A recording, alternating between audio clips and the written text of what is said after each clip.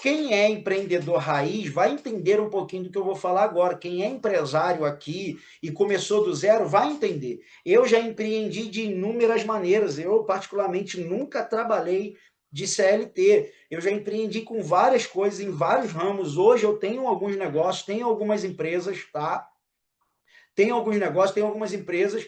E uma das coisas que eu demorei para aprender sobre empreendedorismo, sobre negócios, sobre empresa, foi que, normalmente, comumente, por que que mais de 80% das empresas que abrem no Brasil hoje, seja ela pequena, média ou grande, elas quebram dentro de 5 anos, tá? E eu estou falando de empresas em todos os segmentos, em todos os segmentos. Por quê?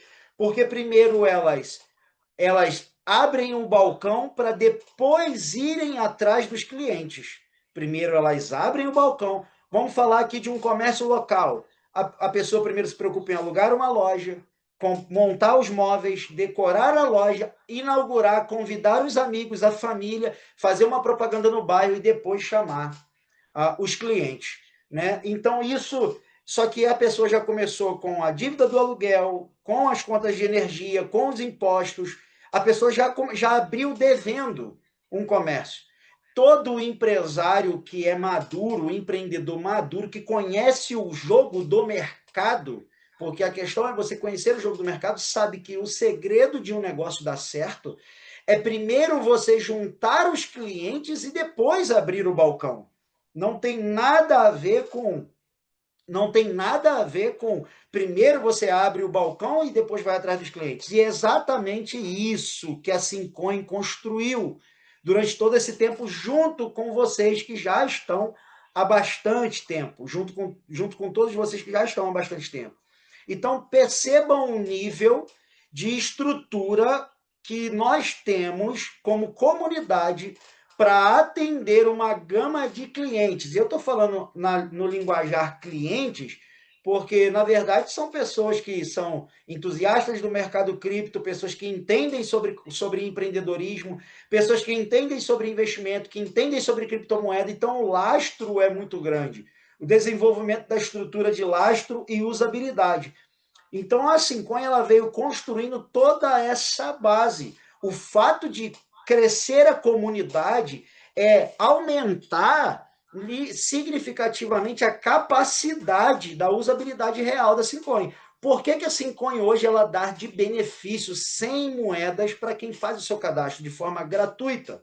E diga-se de passagem que vocês viram lá que o preço da moeda já aumentou, né? Foi para 3 centavos, a gente já vinha falando disso.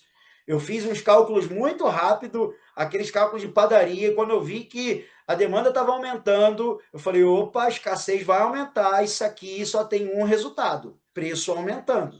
Então, vocês já viram lá que a moeda já subiu para 3 centavos, né? Quem comprou a 1 centavo já está com o seu capital triplicado.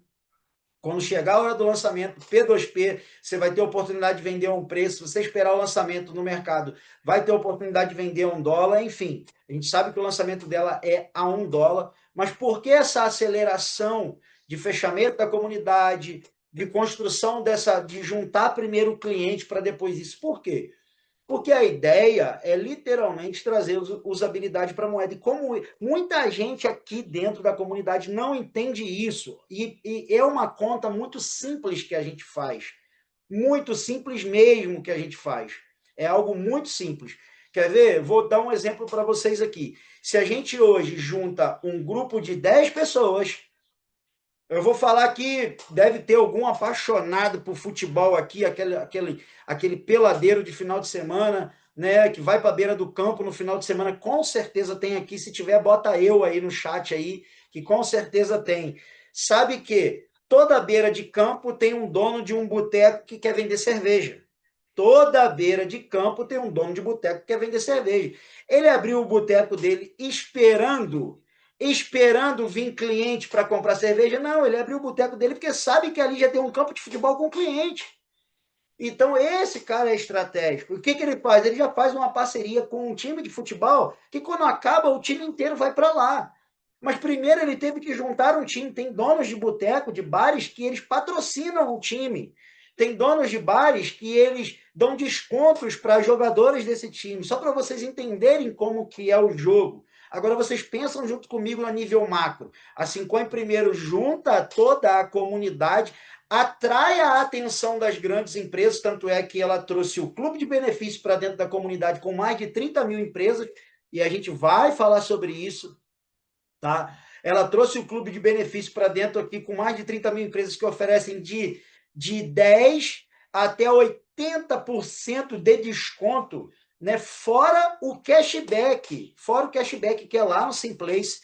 Todas essas empresas, Valentim, todas essas empresas vão aceitar Sincoin? Algumas direta e outras indiretamente. Eu vou falar disso lá na frente, tá bom? Muita gente ainda não conseguiu entender essa logística funcional da usabilidade da moeda no comércio tradicional, no varejo, em qualquer coisa que você quiser comprar na vida.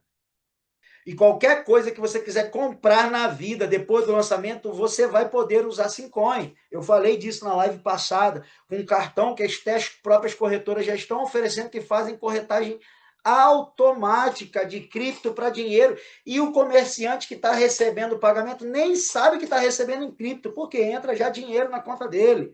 A Sincoin, ela juntou a comunidade, que isso atrai valor aos olhos dos grandes negócios, dos grandes players, das grandes empresas, e isso traz o quê? Um lastro de usabilidade. Beleza, você quer aqui os possíveis clientes que a gente tem para vocês, só que vocês precisam abrir espaço para a usabilidade dessa moeda.